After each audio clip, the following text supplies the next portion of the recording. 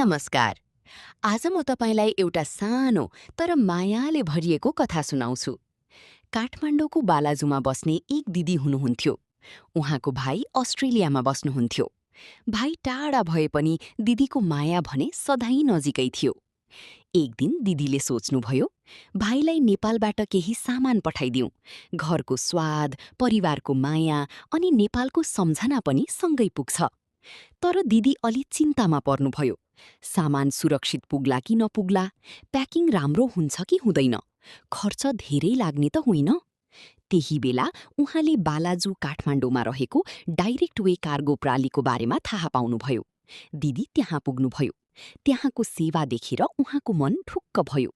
सामान राम्ररी मिलाएर राखियो, निशुल्क प्याकिङ गरियो अनि नेपालबाट अस्ट्रेलियाको घर घरमै पुर्याउने व्यवस्था मिलाइयो।